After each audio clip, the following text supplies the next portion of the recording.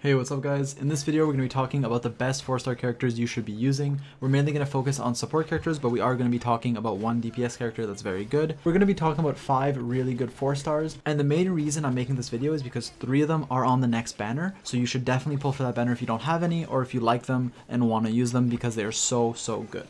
And before we get into the video, I want you guys to know that I'm finally free. I finished my finals, so I'm going to be streaming most days on Twitch. Please come follow if you want. I really appreciate the support and it's been so much fun. That being said, guys, let's get right into the video. Alright, you guys win. I'll finally talk about Xingqiu. This character is absolutely broken. Excuse my pronunciation of his name, I'm still trying to learn it, but he's one of the best 4-star supports in the entire game. He's comparable to 5 stars, if not better than a lot of 5-star characters, and he just gives you so much value. If you guys don't know how to use this guy, obviously you want to be leveling both his talents, especially Rain Cutter, because it's just going to be dealing a ton of hydro damage, proccing hydro on the enemy so you can vaporize or electrocharge or whatever, and if you have a lot of energy recharge, since his E gives you so many particles, you get to spam this ultimate all the time. So one of the nicest things about Xingqiu is how much he enables your characters like Diluc.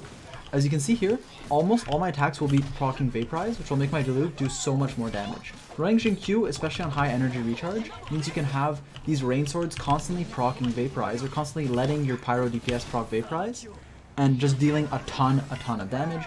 And you get your ultimate basically all the time, because if you spam his E, it generates a ton of particles, as you can see. And with high energy recharge, you can be spamming your ultimate.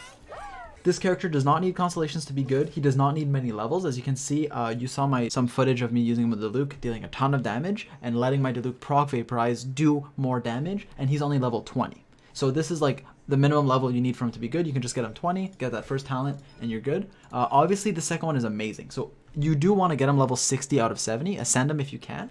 I am going to ascend him very soon. I just can't right now because I'm saving my resources for Albedo.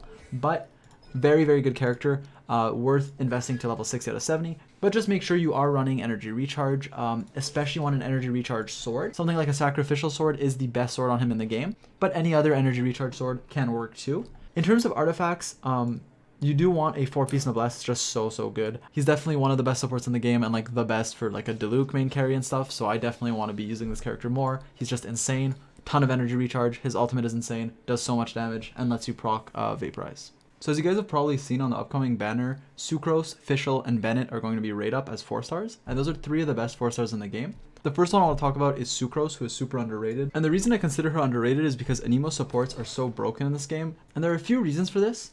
The most important thing is the Verdescent Veneer set, and you can get this starting at AR 35. You don't even need a 5-star set, you don't even need to level it. As you can see, some of my artifacts are low level.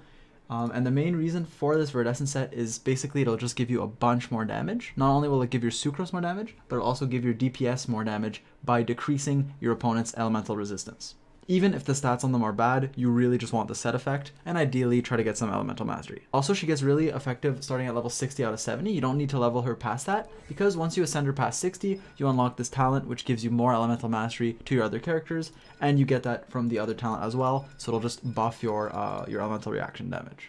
Now, Sucrose is great at Constellation 0 because her abilities are all very good and they do trigger some swirls. Her ultimate is insane. It'll just constantly proc swirl, constantly lift enemies, and keep them together so you can just kill them all when they're clumped up. But at Constellation 1, she gets a huge power spike where you get a second charge of your E. The rest don't matter too much, but C1 is definitely something that you want if possible. So if you are pulling on the Albedo banner and you get 2 Sucroses, I personally would be happy. The other ones are nice. C2 gives you a longer ult, and then these are just, pretty good, especially the last one. But I mainly like C1, but even C0, as I said, Sucrose is still a great 4-star. Keep in mind, you'd want to run a elemental mastery weapon if possible. Energy recharge isn't bad either, and you can also run Thrilling Tales if you just don't want her to deal damage and just want to keep her as a pure support. Another support on the rate up banner is Bennett, and you guys know how much I love this guy. He's one of my favorite supports. I think he's one of the best supports in the game, just like by far. He's so strong. And the reason for that is really his fantastic voyage, his ultimate. It'll just constantly heal you, constantly give you more damage. And I don't want to make this part too long because I talk about Bennett in like every video, and I know you guys are probably sick of it, but he's amazing.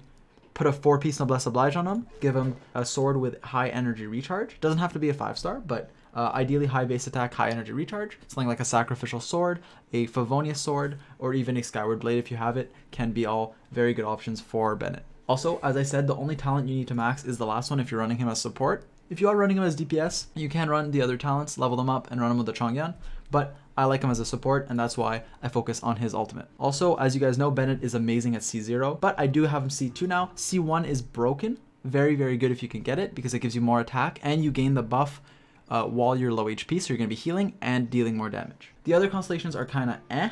C6, be careful. It can be either really good or really bad. It can mess you up. This is not something you want to use with like a razor or something. It can mess you up. And C5 is nice for the bonus damage. Now, another amazing 4-star is Fischl, who's also on the banner. Now, you guys might be thinking I'm just making a video on the banner, but no, I'm literally talking about the best 4-stars in the game, and 3 of the best ones are on this banner. Like, it's insane. So Fischl's really good because of how good her Oz is. Her Oz does tons of damage and can crit, by the way. If you don't know that, Oz can crit. And go check out my Fischl guide if you need a build. But basically, Oz just is so effective and is going to be on the field while Fischl isn't. So while you're using your carry, your Diluc, your Ningguang, your Razor, whatever, you can have Oz out there dealing constant damage and proccing reactions. Now, Electro as an element is underwhelming in the late game. In the early game, obviously Overload is amazing, but in the late game, it can be a bit underwhelming. However, Fischl is such a good character that she can actually carry it, make it work, and constantly proc Electro Charge, which is pretty nice, or Overload, or whatever you need. If you're running her as a support, the Thundering Fury set is broken, and you do want to max your E as a talent. I don't really level my other talents, mainly the E.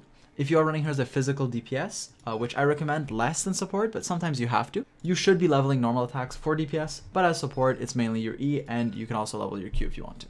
And once again, she is great at C0, but all her constellations are very, very nice. C6 makes her literally twice as broken. But yeah, pull for her as many times as you want, but just know that C0 is really good. But obviously, they're all really nice.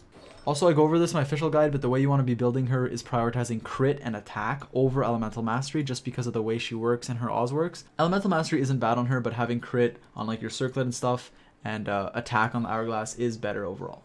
And that applies for your weapon as well. Obviously, crit or attack on weapons are nice for physical, rust if you can get it, or compound bow.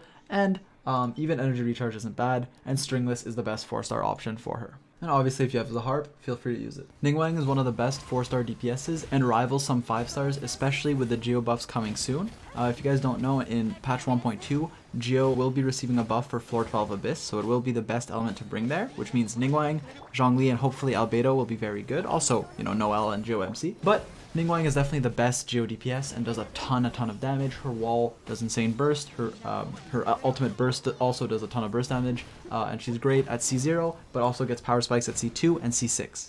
Also, in 1.3, Geo is just getting a flat-out buff, which will make her even better, even stronger than she is now, and she's already one of the best 4-star characters. If you guys need a build, be sure to check out my Ningguang guide, but in terms of best artifact sets, you want a 2-piece Petra with 2 Glad or 2 Petra, 2 Noblesse. And we've noticed the Geo element went from being arguably the worst element to arguably the best, especially with the changes coming in 1.3. It's expected to be very, very good. It might not be as good as Pyro with the melt and stuff, but with all the weapons that give you buffs when you're shielded, with all the, you know, the perks of being shielded, and the bonus damage in Abyss 12, and the 1.3 changes, notably buffing the Geo element and buffing Zhongli, Geo might be really, really good. And if Geo's good, the best Geo DPS will also be good, especially if Albedo is really good on release. Overall, guys, 4-star characters are insane, and a lot of them are comparable, if not better, than a lot of 5-star characters, and you should definitely use them if you enjoy them, and if it's something that fits your comp. I'm really excited for the next banner because all the 4-stars on it are straight up amazing, and Albedo looks really cool. I will be making a guide on him and give you my honest opinion, how to build him, everything, especially I want to see if he's good, if he has good energy recharge, if he compares, or if he's better than Zhongli, and I'll try to be as non-biased in my video when it comes out. I really hope you guys enjoyed this. Come check me out on Twitch. I stream most nights. I really appreciate it. Also join the Discord. It's hella lit. I hope you guys enjoyed. Subscribe if you want to. If you don't, that's okay too. And I'll catch you guys next time.